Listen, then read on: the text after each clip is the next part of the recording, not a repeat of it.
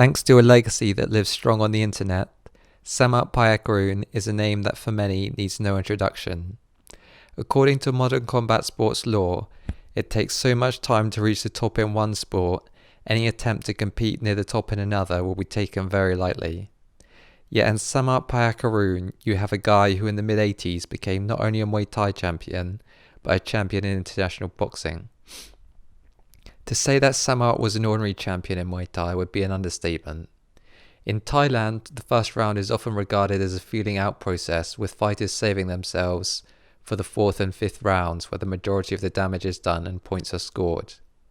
Yet in Samart, you have a guy who racked up a number of first round knockouts against stadium champions and former fighters of the year. As an ambidextrous fighter, Samart was able to fight effectively out of both stances. His primary weapon was his teep. Unlike many fighters who keep the foot of the push kick at a right angle to the ground, Samart varied between a front kick and a modified side kick. Samart would use everything from a slightly angled front kick to what was effectively a chamberless side kick. This versatility was obviously a key feature in his success with the technique. The lack of chambering also improved his speed with the technique. As a puncher, although Samart threw a range of punches, generally Samart was more of a conventional 1-2 puncher from the southpaw stance. From the orthodox stance, Samart was more of a jab, overhand right style puncher. One thing Samart is particularly known for is his movement and evasive skills, here executing one of the most highlight-worthy endings to a fight ever in boxing.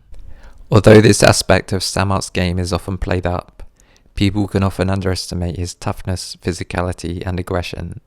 He was as capable of getting nasty in the clinch as he was at fighting at distance. Although Samart was generally slick, he wasn't immune to missing. The shin conditioning possessed by Samart was on a different level to the vast majority of competitors in modern MMA.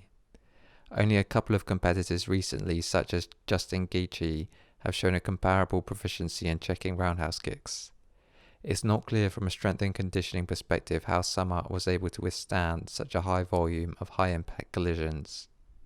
The Thai training habits of kicking the pads and bags is known to deaden the nerves in the shin. Other aspects of the Thai training model, such as skipping as a low-level plyometric activity, have been shown to increase bone mineral density.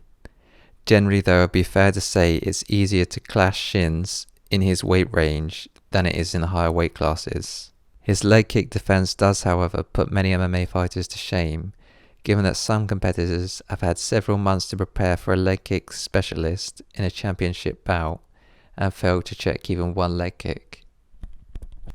One thing that has been celebrated about Samart is his use of head movement. Although Samart did use a range of head movements, proportionally he used more of his upper body and neck to weave under shots than would be considered textbook boxing technique.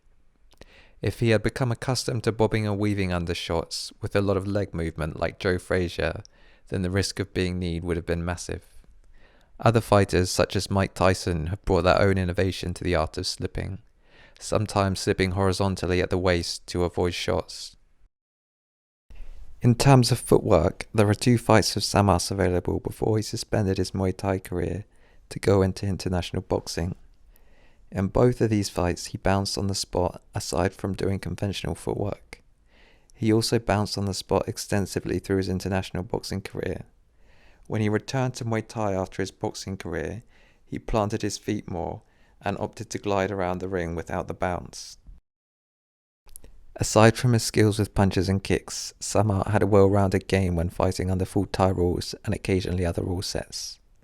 Generally a pattern could be observed that he would fight in a female style whilst fighting in Thailand, catching opponents who would try to pressure him on the way in. When fighting opponents from overseas, Samart would be more open to pursuing the clinch himself. The final thing I'd like to consider is whether or not Samart was really the striking greatest of all time, as is often said about him. If you look at his achievements in boxing and Muay Thai, they are unparalleled. It would be true to say that there are other fighters who have had success in both sports. For instance, Kaosai Galaxy became a world champion in boxing after a Muay Thai career, although he didn't get as far as Samart in Muay Thai. Samart was almost as potent a force in Muay Thai, and then he won the Olympic gold medal in a good year with Floyd Mayweather in the tournament in his weight category. However, it was a developmental version of Floyd Mayweather, and it wasn't quite as competitive as the full professional level. When looking at kickboxers, competitors such as Mark Hunt and Mighty Mo Siliga have had a very tough time crossing over to international boxing. An accusation that I have sometimes seen levelled at Samart was that he was the most technical striker of all time, but he wasn't the greatest because he wasn't athletic enough. It would be true to say that at the elite level he wasn't a cardio machine, and he did struggle endurance-wise in his fight with Diesel Noy and in other fights. On the speed and power spectrum, his hand speed was solid, but not spectacular. His power is, in my opinion, greatly underrated. In his fight with Lupe Pintor, he essentially one-shotted a top pound-for-pound fighter in the sport of boxing. On this note, I will conclude my video, and if you like this video, then why not check out one of my other videos on Muay Thai.